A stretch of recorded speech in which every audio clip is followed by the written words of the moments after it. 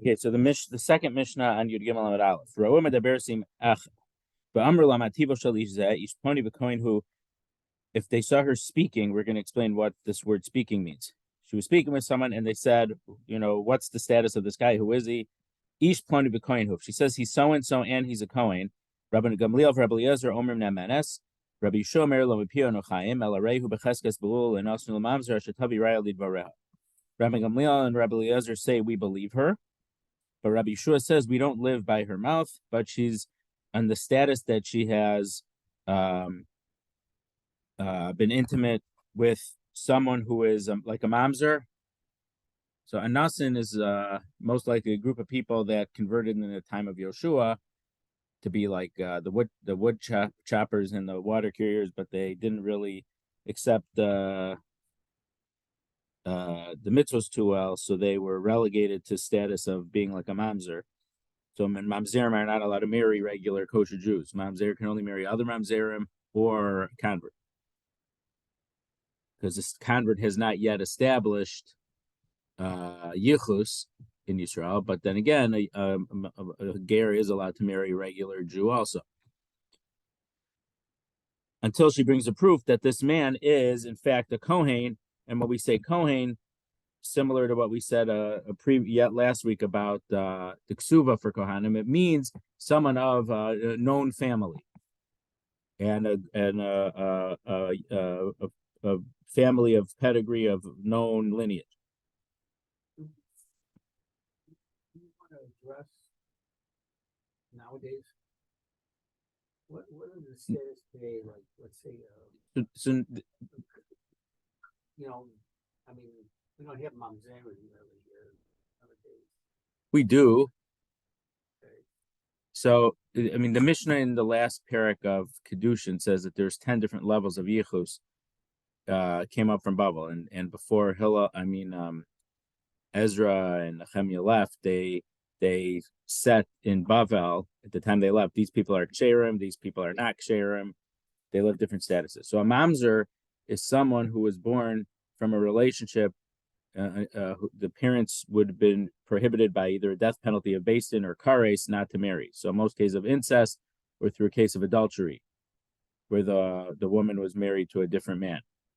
So mamzeris is actually potentially common in a case where a woman, where two people were married and they got divorced without a get, and then she got remarried. So even though their marriage ended, but if she never had a get, the marriage is considered not ended. So we actually have mamzeris shilas like that come up frequently. Who can a kohen marry? A kohen. Okay, so this is trickier. So a kohen, he can't marry a divorced woman, but if a woman, and he can't marry a convert, and he can't marry, this is a tricky part. This is where things get, someone who has the status of a zona. Now, in modern Hebrew, zona means prostitute, but that's not what it means in the Torah. The Rambam says that someone who was who had a sexual relationship with a person who she was not allowed to have a sexual relationship with, she has a certain psul called a zona, and a kohen is not allowed to marry her. So let's say a woman. Here's a common situation. Let's say a woman became from in college or after college, and let's say that she had a sexual encounter with a non-Jewish person. She would have gotten the status of a zona, and she's not allowed to marry a kohen. So something like that is also not so uncommon. I mean, Rav Yashaber already 50 years ago mentioned in his share how there was a certain young woman who had converted, and she met a guy, and she made him more from, and then they went to see his family's graves, and there was a symbol of a hand, and they didn't know what that meant. So they asked someone, and that means that it was a kohen. So it ended up that this boy was a kohen. He wasn't allowed to marry her. And Rav Yashaber said, despite how sad it was, that, they wanted to get married, but they couldn't. But she realized, and I guess he realized, that the halacha was they couldn't. So they didn't get married because the halacha didn't allow it.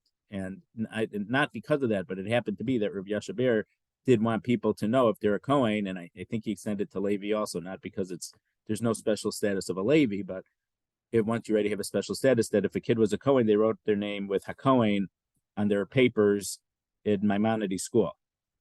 So they would know they're a Kohen from the time they were a kid. So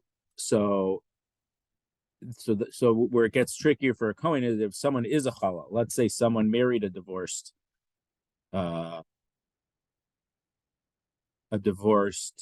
woman. His kids are no longer Kohanim; they're called Chalalim. So certainly his daughter can't marry a Kohen. And then let's say their son got married. So I think we paskin, I have to look up, it's been a long time, that if a Chalal would marry a regular kosher Jewish woman, if they would have a daughter, she'd be allowed to marry a Kohen. There's a machlokas about that. I think we paskin that she's allowed to. But Chalalim become their own family, and then a female descendant from that couldn't marry a Kohen either. So, but that person is not someone like a mamzer. A mamzer is not allowed to marry into a kosher. So, what happens nowadays with mamzer? I don't know. Now, in regard to the situation I mentioned, that let's say a couple was married and they didn't get a get. Now, normally that would happen because they're not religious, so they don't necessarily know about a get. But the halacha is so. So that and in it, well, okay, no, I don't want to go there. So in those situations, see that so.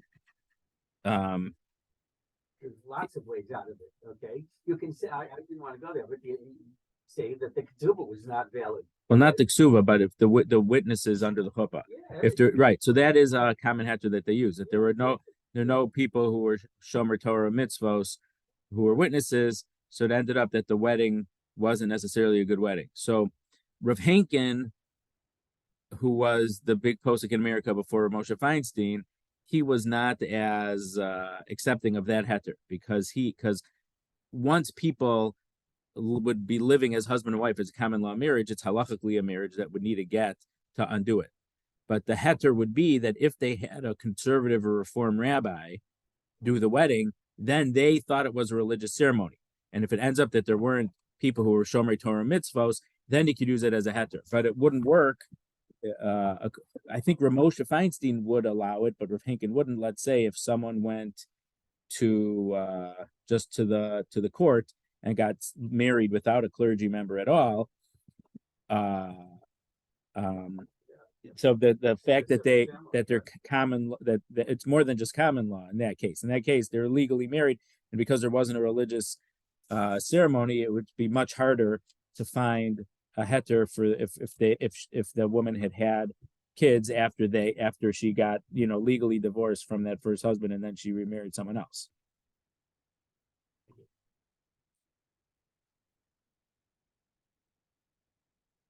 Haisamu Beres, if she was pregnant, and let's say we know she's not married, and they say, well, what's the status of your fetus so if she says Meish Ploni v'Kohen hu, if she says that the father is so and so who's a Kohen, Rabbi Gamliel, Rabbi Lezer, Omer Nemenes, Rabbi Shor, Lomer Piano Chaim, El Rabbi Cheskes Muberes Lanasum Amzer Shatavi Raya Lidvareha.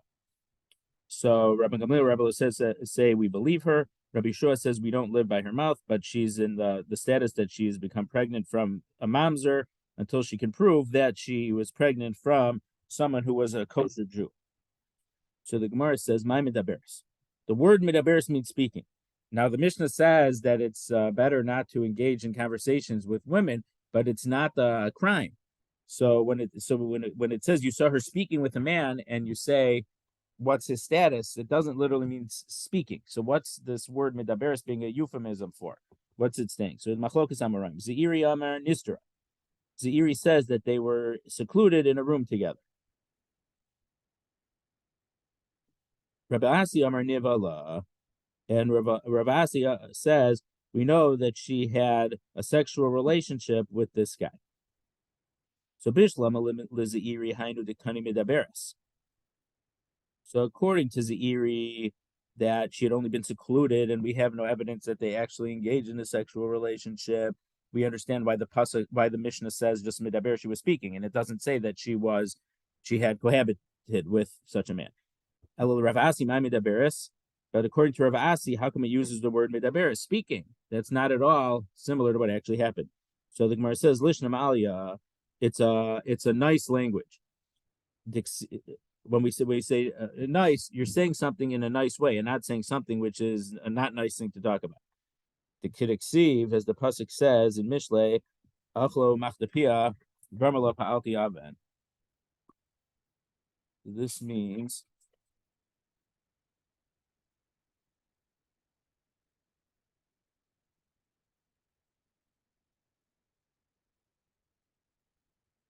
she eats and wipes her mouth and says, I have done no wrong. And this is talking about a woman who is committing adultery.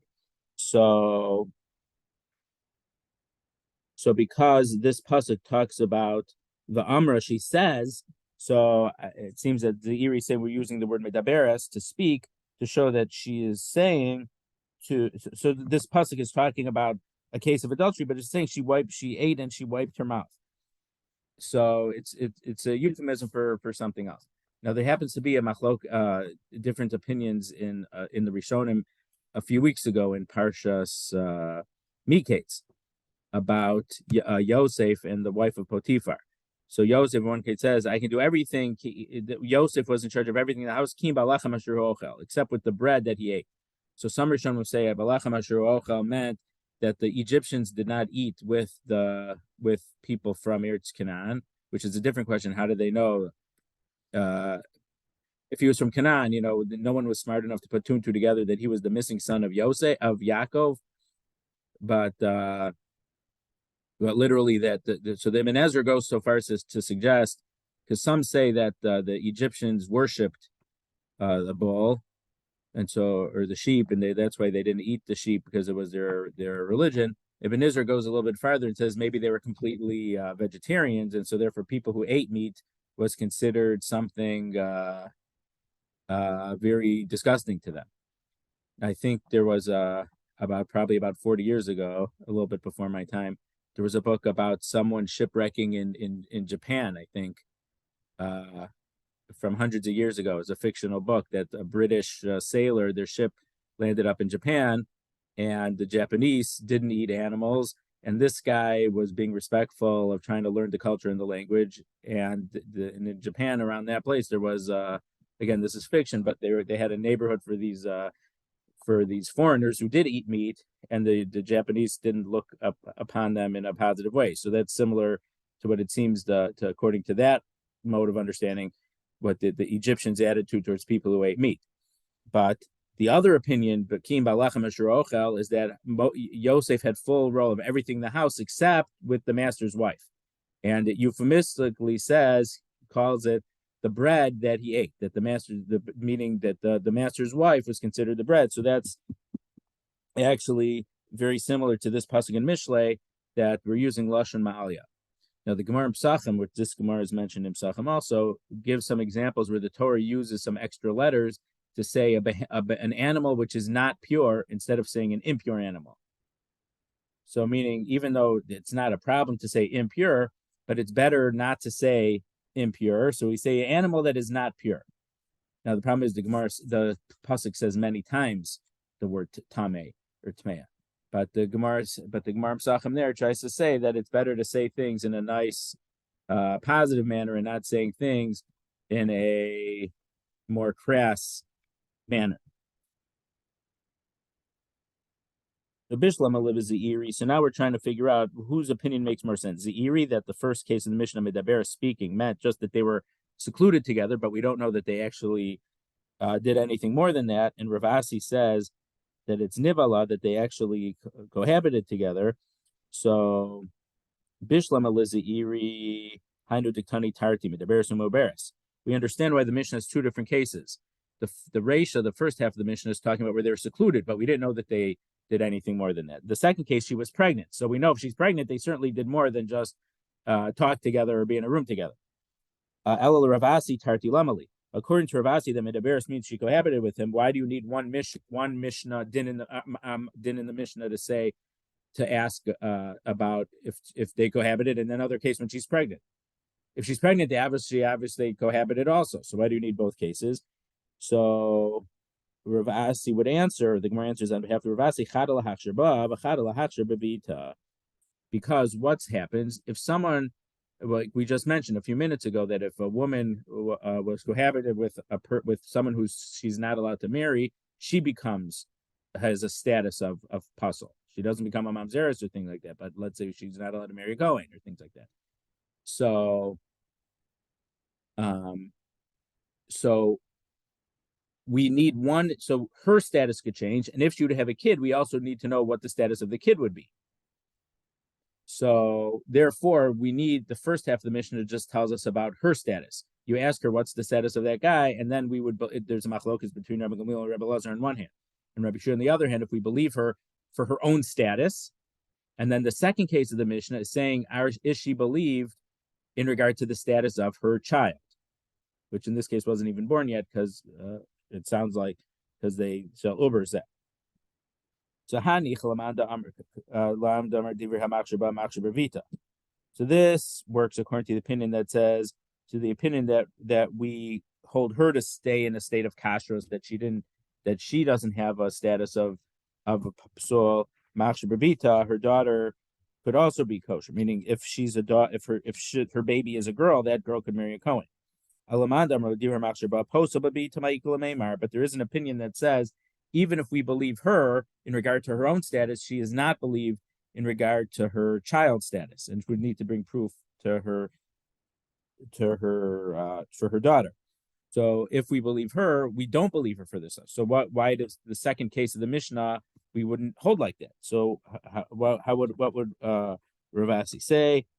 Rav Asi So Rav Asi has to hold that if we believe her for herself, we also believe her for her child. There's no way to have Rav Asi's explanation of this Mishnah work according to the opinion that even though if we believe her in regard to her own status, we believe her for her daughter's status. We do not believe her for her daughter's status. Rav Asi cannot hold that way.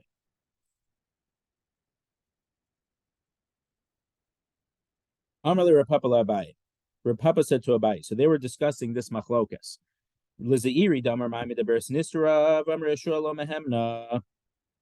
So according to Zeiri, who says that the first case in the Mishnah Medaberes means they were only secluded together. We don't know that they did anything else.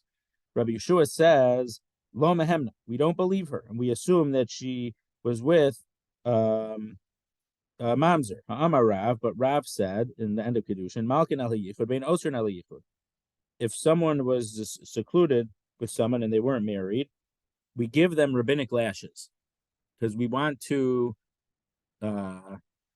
We don't want this behavior to happen. But ein osrin al yichud, if all they did was be secluded together, we don't say that she becomes forbidden to, let's say, marry a Kohen.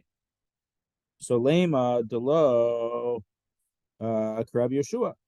So it seems that Rav Asi's opinion does not hold. Excuse me, Zeiri's opinion.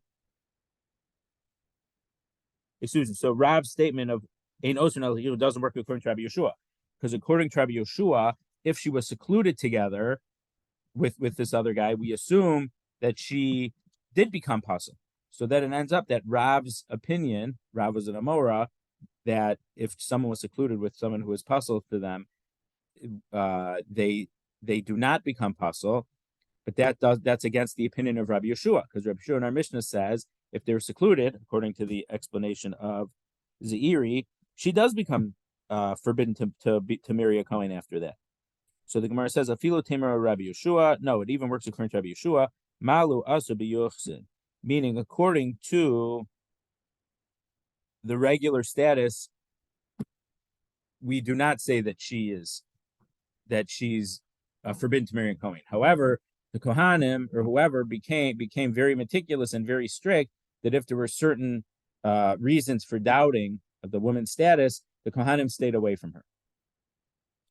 So according to the strict din, we would not give her a status of psul. But because they were extra strict in regard to the halachos of the status of yichud, of pedigree, so we do say that she's not allowed to marry a Kohen.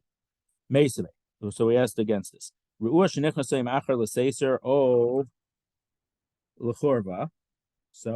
now we turn the page here.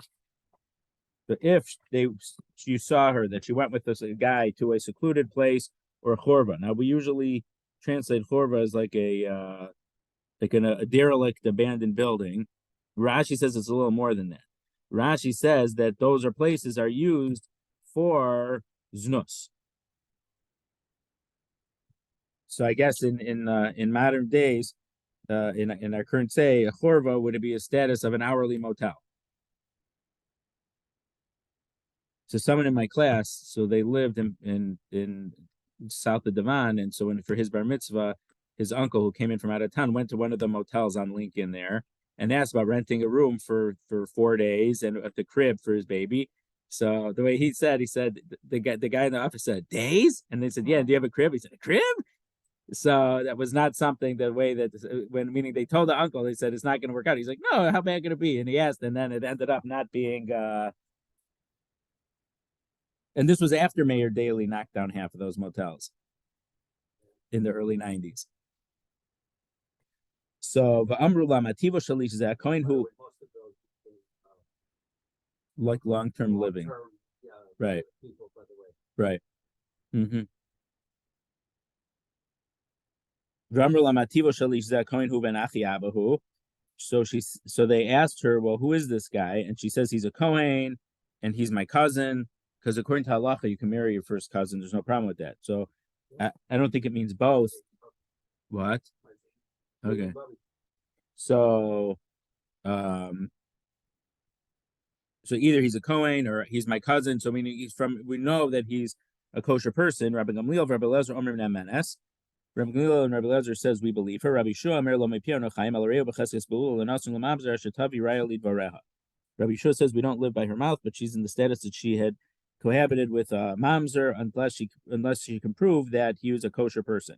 So Bishlama Lizairi, Hainu Diktani Tarti Laseser or Lachorva.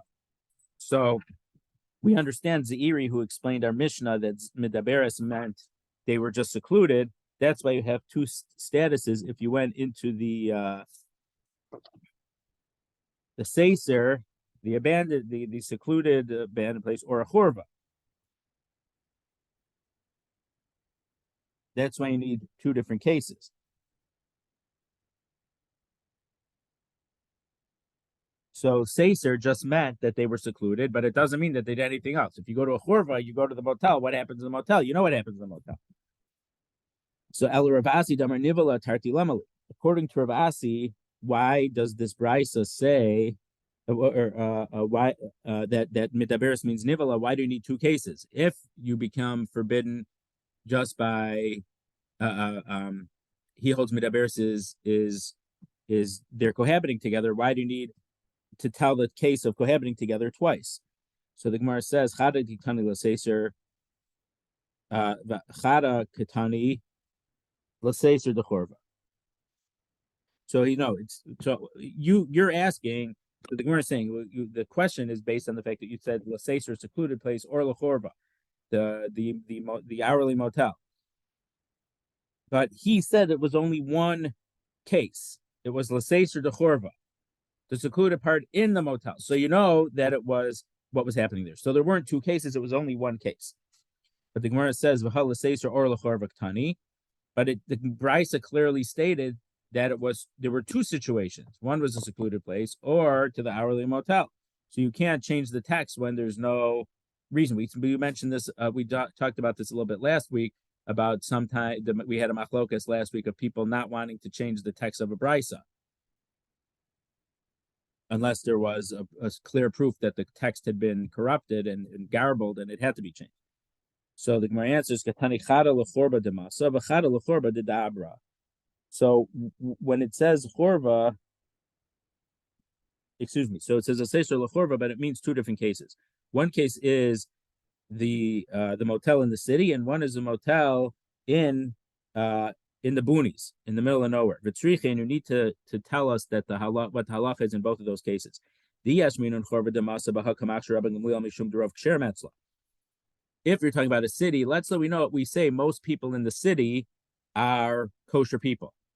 So if she was in the city, the odds are that the guy she was with was someone who was not a mom.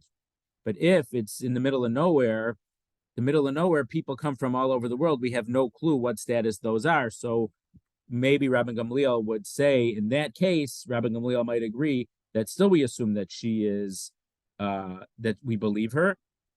Maybe in that case, Rabbi Gamliel would say we don't believe her. No, so we need that brisa, we need that case.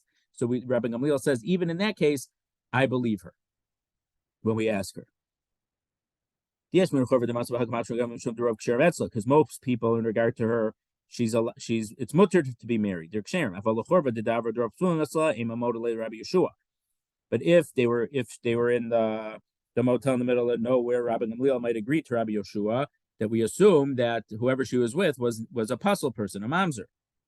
And if we only learned in the case of the middle of nowhere that he come Rabbi Yeshua, we might say that Rabbi Yeshua only says that we assume that she was with a mamzer and she would be puzzle. That's because most people over there are not ksherim. But maybe if she was in a city, maybe Rabbi Yeshua would agree to Rabbi Gamliel, since most people in the city are ksherim. So tzricha, therefore, we need both cases. So again, the Gemara is just spending time here trying to prove or disprove Zeiri or Rav Asi. Again, Zeiri said the bears just meant they were secluded, and Rav Asi said that means that she had cohabited. And then the question is, if she cohabited, why do you need the first case of the Mishnah and the second case of the Mishnah? Mesave, another question. Zu Eda Shaisha Kshera La. This is a testimony that a woman is kshera. So most testimonies, a woman is not believed, but there's certain cases of real aguna, where a woman whose husband disappeared. So the Chachamim were makel with certain situations that one person is believed, and even in some cases a woman is believed, but not if the woman is at a certain adversarial or potential adversarial relationship with the other one. So there are some times where we trust, where we believe a woman, and it happens to be it's an explicit Yerushalmi. The Bavli doesn't say it, but there's an explicit Yerushalmi that we learned from Parshas Vayeshev from Tamar. When Tamar had her twins, it says that one of the babies stuck out his hand, and the midwife tied a red string, so you know which one was Bechor. But then the other kid came out, but then he stuck his hand back in, and the other kid came out first, and they called him Peretz for bursting forth. So we learned from that the midwife is allowed to say this one is the Bechor, because in the time of not exactly in the time of Yehuda, but in the time of the Torah, it was important because the Bechor got an extra portion of the inheritance. So it was of halachic significance to know which kid is the Bechor and which one isn't. So the midwife is believed to say who is the Bechor. So the Chachamim said we believe the midwife in that situation. That's a case where we would believe a woman for testimony that normally you wouldn't believe a woman for. And this case, when you ask the woman about her own status, like our Mishnah, this is a case where we believe her. So Rabbi Yeshua Einam Nemenes, and Rabbi Yeshua says we do not believe her. Amar lahem Rabbi Yeshua, iya tamodim b'shvuya shenishbis v'yesh la'edim shenishbis v'yomer tahorani she'eno nemenes. So Rabbi Yeshua tried to bring a proof. So there was a time in life, well, in society, where people would get kidnapped. And so let's say if non-Jewish men kidnap Jewish women, what are the kidnappers going to do? They're going to rape them. Or maybe, we'll see this, it's in the second parak, or perhaps the women might, so if they get raped, they're not forbidden to their husbands if they were already married. But if their husband was a Kohen, we saw before that if the wife of a Kohen, if she gets raped, then she's not allowed to stay married to her husband. They have to get divorced. And if, let's say, it was an unmarried woman, if she would get raped by a non-Jew, she wouldn't be allowed to marry a Kohen, even though she was raped. But, well, I mean, it depends. There is an opinion in Tosfos that we mentioned on Daf Gimel that Rabbeinu Tam's opinion, which is not accepted by the majority of Rishonim, that how was Esther, if according to the opinion that Esther was married to Mordechai, how could she go to Achashverosh? So he said that Achashverosh was a goy, and if someone was married to a goy, it's not considered adultery. So Rabbeinu Tam's opinion doesn't seem to work so well with these other Gemaras. I'm sure it could be explained, but I don't know the explanation, because Rabbeinu Tam knew those Gemaras very well. So perhaps, though, the woman would not be raped. She would let herself be taken by not if she was already kidnapped, but she thought if she would let the non-Jew have his way with her, to let his guard down and to be able to escape. So in that case, if she was a married woman, so then it wouldn't be considered halachically rape, and then she would be forced to divorce her to be divorced from her husband also. So if we have witnesses that say that she was captive, and she says they didn't touch me while I was in captivity, she's not agreed. She's not believed. So Rabbi Yeshua says you believe you agree with that halacha, so you should agree in all cases. We don't trust the woman about her own status. So Amrullah, but they responded to Rabbi Yeshua, whether it was Rabbi Lazar himself or Rabbi Gamliel or both of them or one. Aval uma hefresh yesh ben zu lezu. Zu yesh edim ulezu ein edim. So he says, how can you compare the case? In that case, we have witnesses that she was captive, so we don't trust her against the witnesses.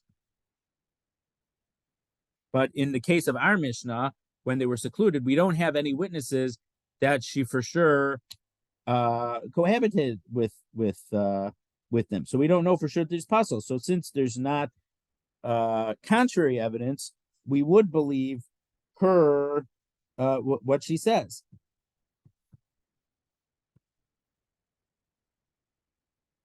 And Rashi says, because remember, we saw last week the Rabbi Gamliel and Rabbi Elazar, they believe the woman because she is a megu. She has a supercharger on her claim because she could have made a different claim. But the fact that she doesn't make the best possible claim gives her more credibility.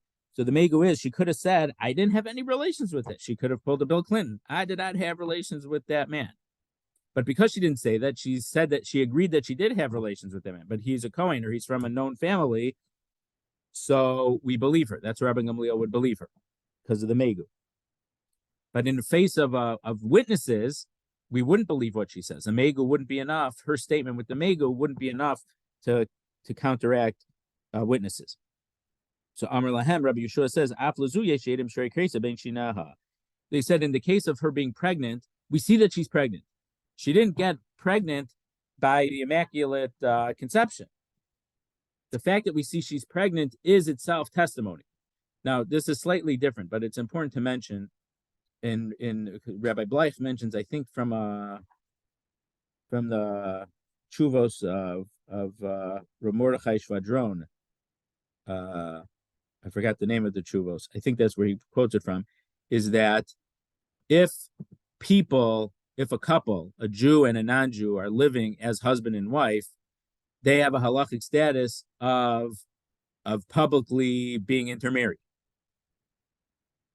The fact that they're living as husband and wife publicly, even though no one ever saw a certificate or no one ever saw anything, but they have a status of being that the Jew is married to a non-Jew. It's publicly known. That's enough to have a status. So it's not the exact same case, but Rabbi Yeshua is saying the fact that she's pregnant, that itself is testimony for us that she had relations with a man. So therefore, that is. So even though we may not have actual witnesses that she had relations with someone, the fact that she's pregnant is as if we have witnesses. She can't deny it.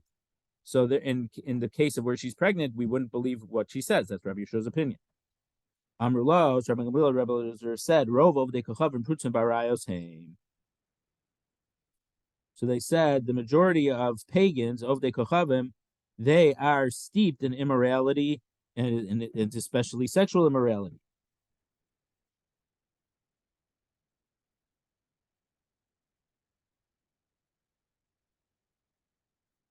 So the Gemara is going to, Rashi says the Gemara is going to tell us in a few lines what exactly they meant here. And then he responded, Amar Lahen, you sent to them, Ain apotropos la arayos. There's no apotropos for arayos. So an apotropos is, I guess it's a Greek word, it sounds like a Greek word to me, that for kids whose father died, they need someone to be in charge of the father's estate because they're minors and they don't know this stuff. So the Beis Din would establish an apotropos. So an apotropos is someone who's going to take charge of the affairs, and in case there's disputes with let's say someone saying, that the deceased person owed them money, the apotropos have to deal with it, but the Chachamim made it very difficult for other people to collect from the estate of a dead person, which is being going to be has to be inherited by minor children, because the minors have no one to they don't know what their father's status were, what his deals were or not. So, so this statement, Rabbi Yeshua says, "Ein apotropos arayos" means we're not going to make excuses for someone else to say that they didn't have arayos, that they didn't have that they didn't commit a sexual sin.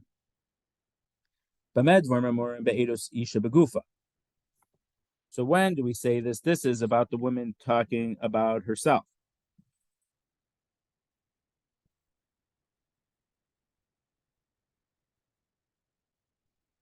Aval edos be'isha bibita, but in regard to her testimony about her daughter, meaning is her daughter going to be ksheira to marry a Kohen or not? Divrei hakol havlad shtuki. Even Rabbi Gamliel and Rabbi Eliezer agree that the vlad is a shtuki. So we're going to explain what a shtuki means, but we're going to say that she's not going to be allowed to be married to a Kohen. So my kamerlu, my kamahadrin. So what was the answer when the Rabbi Gamliel and Rabbi Yeshua says the majority of non-Jews are steeped in sexual immorality? And then he answered, "Ein apotropos l'arayos." So what exactly was going on there? So hachi kamri. This is what Rabbi Gamliel and Rabbi Yeshua, ka'amri is a plural, was saying lay to him, to Rabbi Yeshua. Hashavtanu alam uberes. So okay, you've answered us about a pregnant woman. The fact that she's pregnant, we know that there's clear evidence that something happened that she is not necessarily admitting to. So you don't want to believe her in light of that. But matishvel al medaberes. But in the case of medaberes, the first case of our Mishnah, we don't have witnesses that anything happened. So in the absence of witnesses, why don't we believe her? So Amar lahem medaberes hainu shvuya. So he said, medaberes is the same case of someone who is captive by these pagan going. Amar lo, Rabbi Gamliel, Rabbi Shua said, but shani shvuya derova of the kochavim prutzim ba'arayos haim. So the fact that she was secluded with someone is not comparable. It's not analogous to a case where she was taken captive. Because what do these kidnappers do? They take them in order to rape them. But in this case, she wasn't taken by a band of lewd, low-class individuals who necessarily would do this. We don't know who this guy was. He might be a mamzer, he might not be, but we don't know. But in a case of these kidnappings, these kidnapping cases are cases where the people are of low moral turpitude.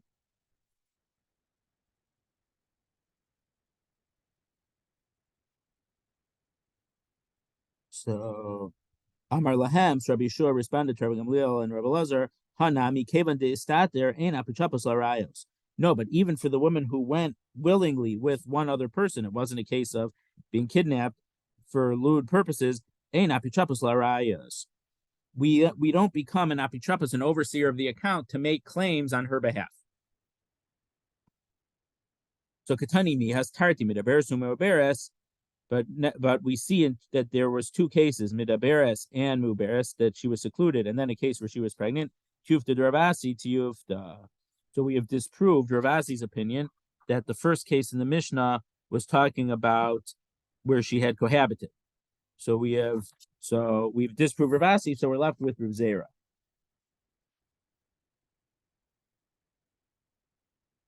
Okay.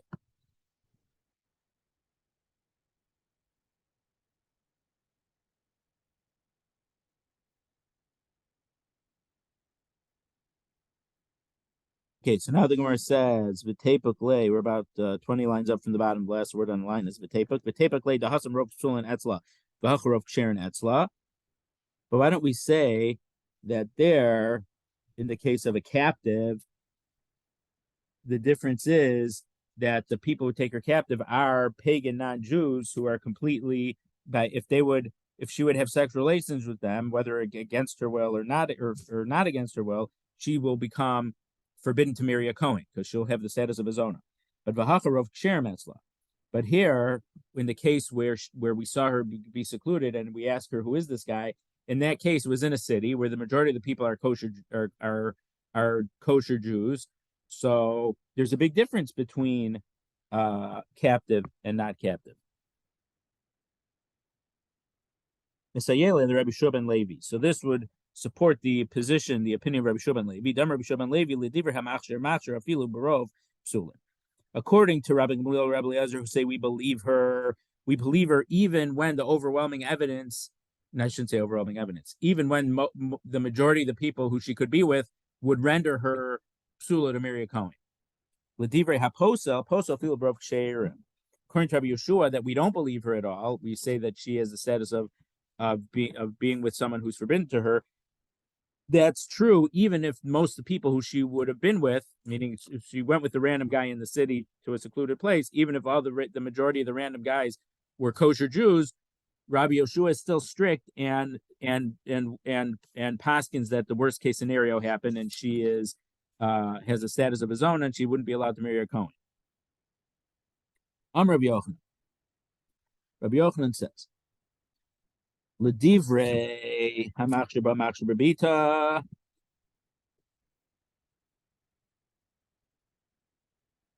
According to the opinion who say that she's kosher, they also believe her that her daughter would be would sheira and she'd be allowed to marry a Kohen.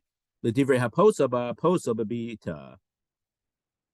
To the opinion who says that she becomes a psula, we don't trust her. We hold that she was. Is now his status of a zona, her daughter would also not be allowed to marry a Kohen also.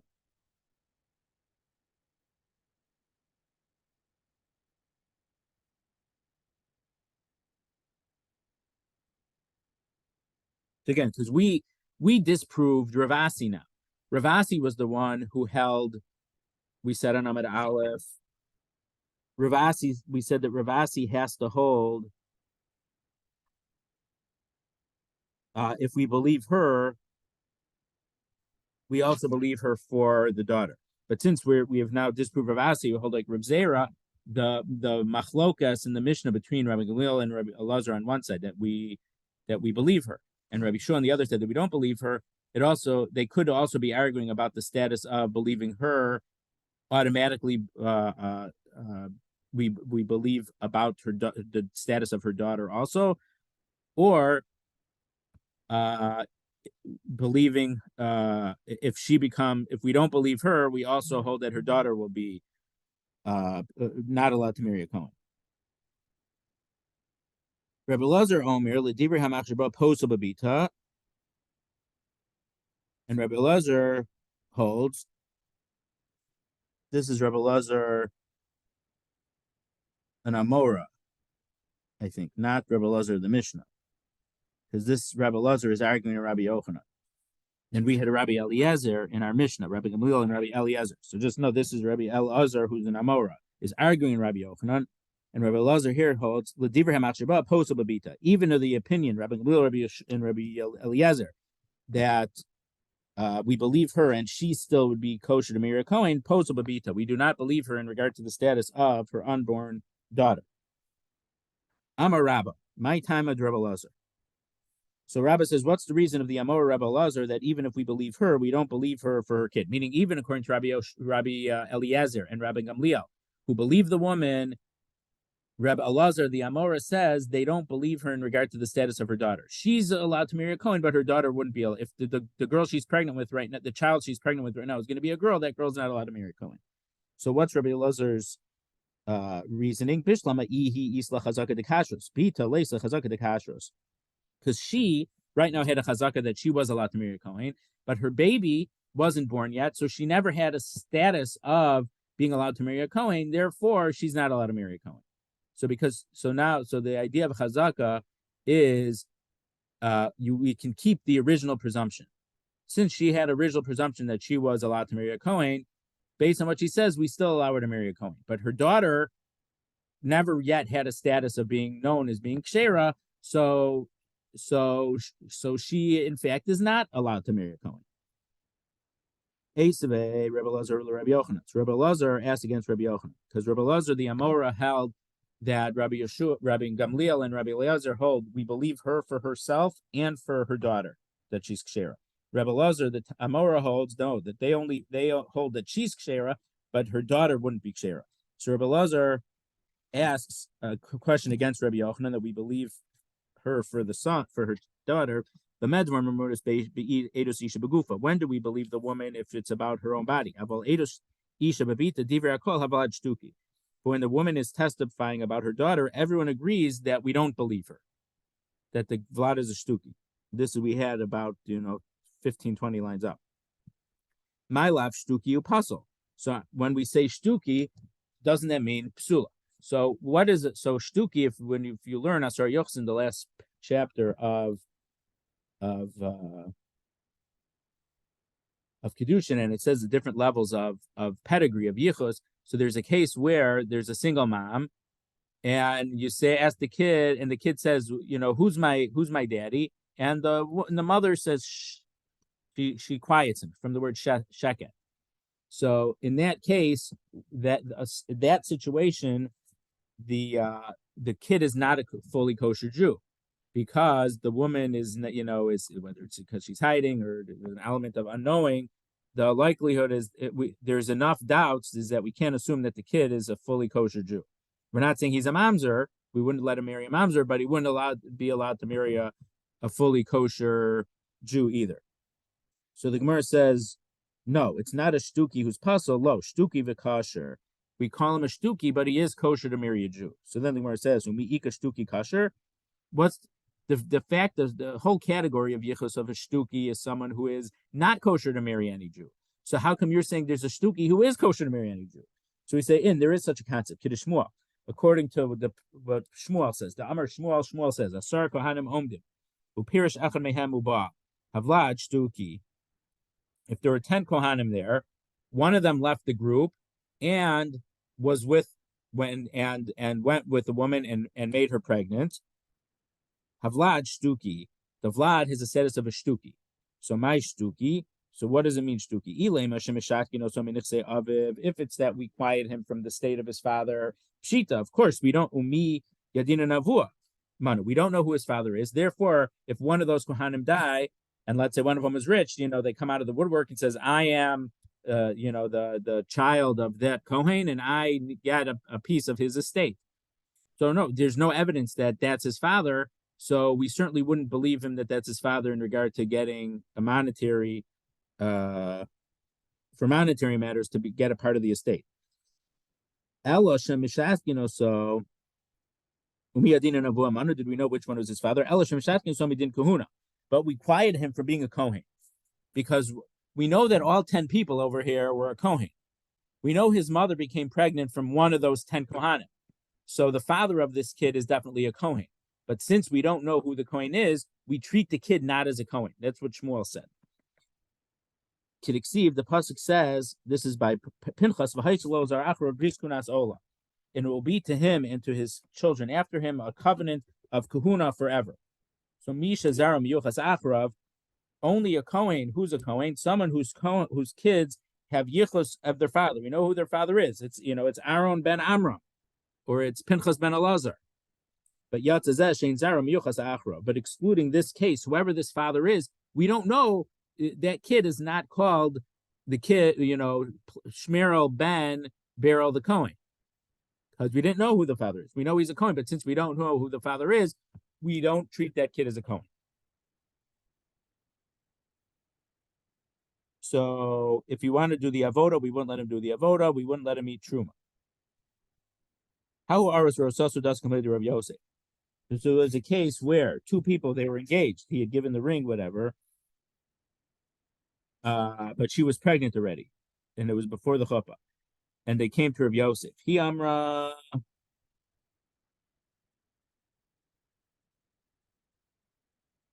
She says it's from him. He's my aros, and I'm pregnant from him. I didn't commit adultery, nothing else. The hu amar, and he says in Minai, yes, it is from me. And so she's saying that he's the father, and he's agreeing that he's the father. Now we're on Yudal and Aleph. So Amar of Yosef, Lamai nechush la. Is there anything we should suspect? What problem is there? Chara de hakamoda. First of all, one reason is he agrees. The Od Amar Rabbi Yehuda Amar Shmuel Halachu Rabbi Gamliel. But also Rabbi Yehuda said name Shmuel, we pass with Rabbi Gamliel that we believe her. So Rabbi Yosef is saying, so the kid, the father of the kid, will be the engaged, the fiance. So Amar le Abaye, but Abaye said to Rabbi Yosef, Uvaha kilamoda machshir Rabbi Gamliel. So the you're saying because the fiance agreed, we can trust him. But Rabbi Gamliel didn't hold that way. Uvaha kilamoda machshir Rabbi Gamliel. But in the case had if the husband wouldn't have admitted, would Rabbi Gamliel even say that she's kshera to kahuna or whatever? So let's say the father. So let's say that that her fiance was a Kohen. So would the kid still be a Kohen or not? Or if he was a Kohen, would he not be allowed to marry his fiance? They would have to get divorced before the case, or maybe the kid would be a mamzer. So Rav Yosef said for two reasons that the kid is not a mamzer and he's kosher. So Abaye is asking the Amar Shmuel Rav Yehuda, but Shmuel said to Rav Yehuda, Shinan a sharp one, halacha krem Gamliel, va'alo tavid uvda ad ikarov kshernetzla. We pass like Rabbi Gamliel. However, don't follow that unless most people who she could have become pregnant for were ksherim for her. So when we say ksherim, let's. So I've been saying before that they're kosher Jews, but let's say it's not as simple as that. Let's say she's in a town. Majority of people are Jewish, but let's say that that even though they're ksherim, but let's say that a lot of them were arayos to her. Let's say that a lot of them were her brothers.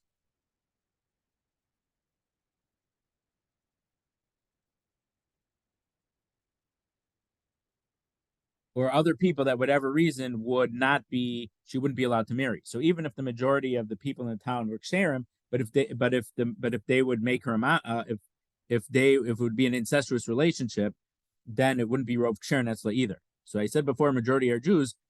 It's you can think of a case where the majority are Jews, but if it's a small enough population, she has enough brothers around, it may not be the majority people may not be allowed to marry her. So don't do this until the majority of people around her are allowed to marry her. But here, when these two people came to Rav Yosef, the majority of people around her were not kosher to her. So we couldn't pass like Rabbi Gamliel. So Rav Yosef, his second reason was relying on Rabbi Gamliel. But Abaye says is that when we heard the halacha was Rabbi Gamliel, was that it's like Rabbi Gamliel, but it has to be a case where the majority of people would not make her, would not give her a status of zona or halal or whatever.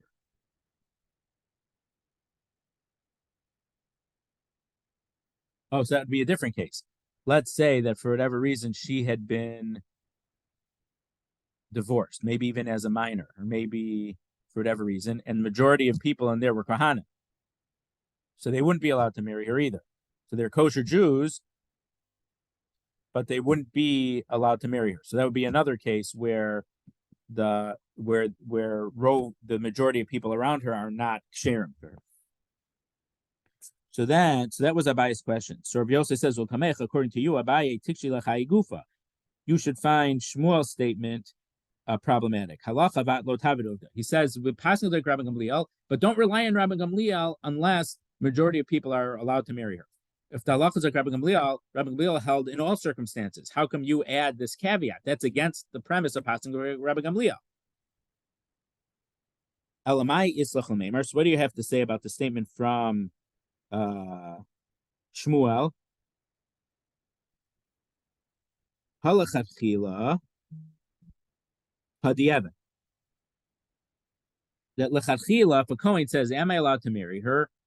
We would say you're not allowed to marry her unless Rov Ksherim Etzla. But But if the Kohen already got married, and we say, well, is it a problem for them to be married? Even if it's not Rov Ksherim Etzla, but we can rely on Rabbi Gamliel when they had already gotten married without asking us to Shiloh. But if they asked us to Shiloh, we should discourage them from getting married unless we can investigate and find that Rov Ksherim Etzla. Hanami K'di'avedami. And in this case, that the man and the woman who already had kedushin with each other, he had given her the ring, but they hadn't had chuppah yet. It's a case of b'di'evet, so therefore we can rely on Rabbi Gamliel, even if the majority of people were not ksherim to her. It's 6:20. Can we go a few more minutes? Ramila Abaye Rabba. Abaye asked a question to Rabba. Mi Amar Rabbi Yeshua Eino Nemenes. So in our Mishnah, Rabbi Yeshua does not believe the woman. He says we do not believe that she was with a kosher person unless she can bring testimony. She could find witnesses that she was with a kosher person. Or Minhu, I'll ask you a contradiction. Hey, Rabbi Yeshua, Rabbi Lazar ben Beseira. Rabbi Yeshua, who is the one who doesn't believe her, and Rabbi Yehuda ben Beseira testified. Almanas Isha Shikshera L'Kuhuna. So Almanas Isa, the word Isa means doe. So the case of Almanas Isa is a case that we're not sure if this woman is kshera or maybe we're going to see later on. But the case is that maybe she was divorced and she wasn't allowed to marry her husband because her husband was a Kohen. So what was the case? The case was the husband threw her a get, and we're not sure if it fell closer to her or closer to him. So Midiraisa, she maybe was divorced. It's a suffix. We don't know. But then the husband died before, or the possible husband or the possible ex-husband died before he was able to give her another get.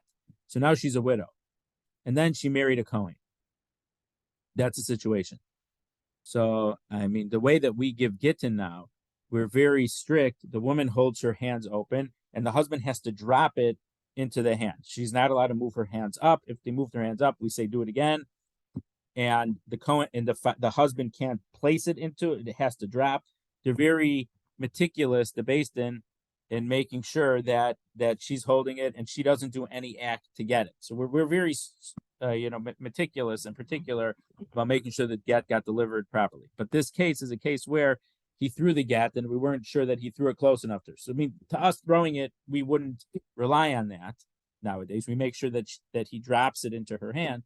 But this is a case where it was thrown and we weren't sure, and then he died. So we're not sure if she was divorced from the get, in which case she wouldn't be allowed to marry the Kohen. Or if she was not divorced, then her husband died anyway. She has a status of a widow, and a widow is allowed to marry a Kohen.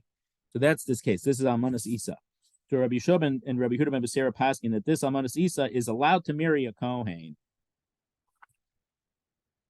So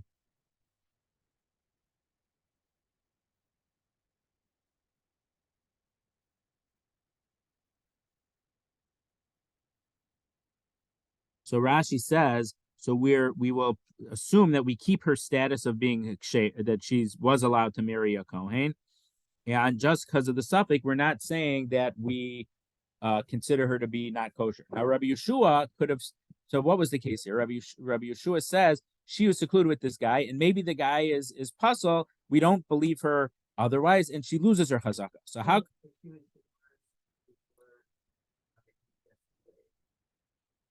Right, because it doesn't. The fact that he died doesn't affect her because she's already divorced from her, so she wouldn't be allowed to marry a Kohen.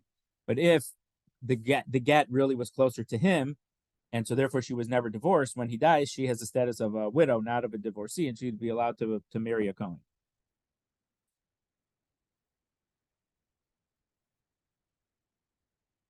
So how come Rabbi Yeshua in our Mishnah does not keep her chazaka? And in that case, the Almanas Isha, she was able to keep her chazaka being allowed to marry a Kohen.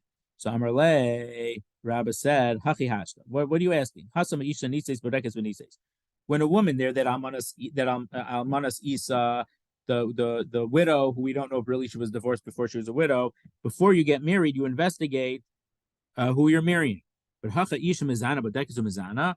But in the case of our Mishnah, where she was committing adultery, or maybe not adultery, but it was an out of wedlock experience, is she picky with who she does with?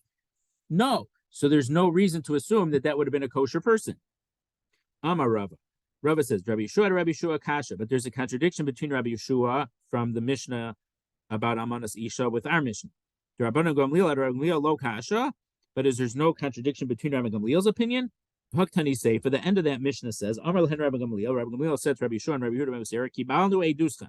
We accept your testimony that this woman is allowed to marry a Kohen. Aval ma nasa, but what can we do? Sharei gazer Rabbi Yochanan ben Zakkai shlo lahosha beis din al kach.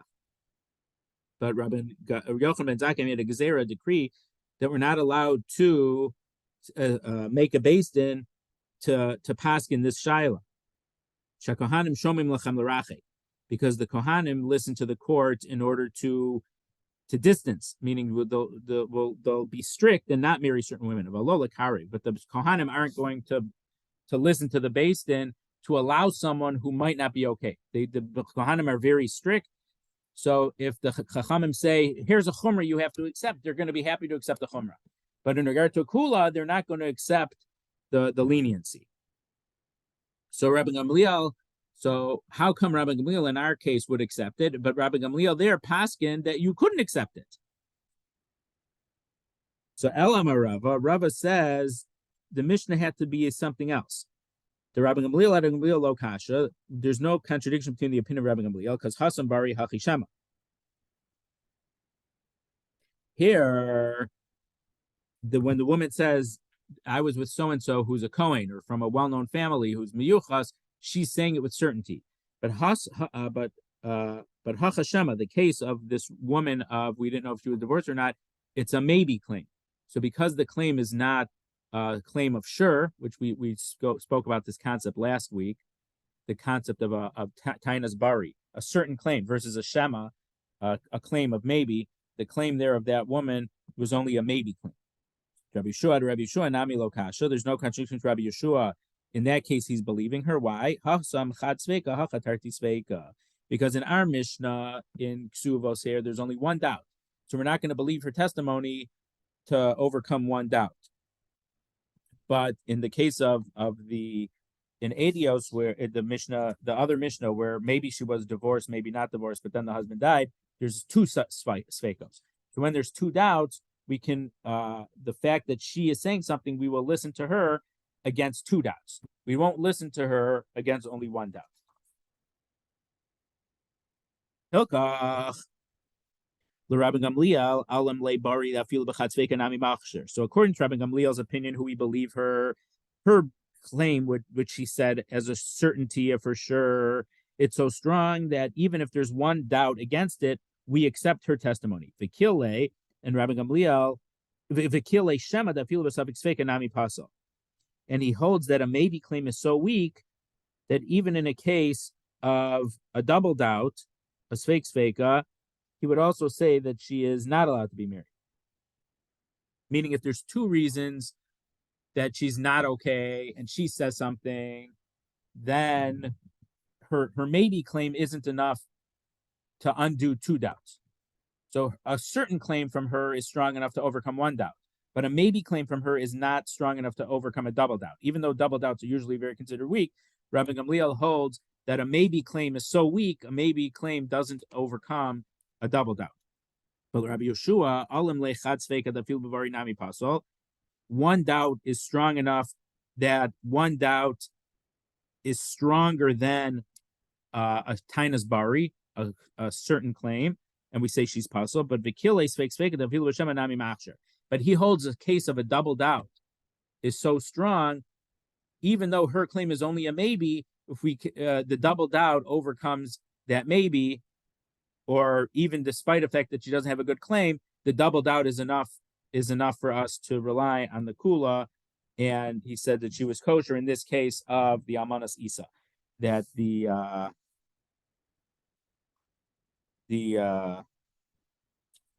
where we were not sure if she actually got divorced before her husband died or not. So we'll leave it here.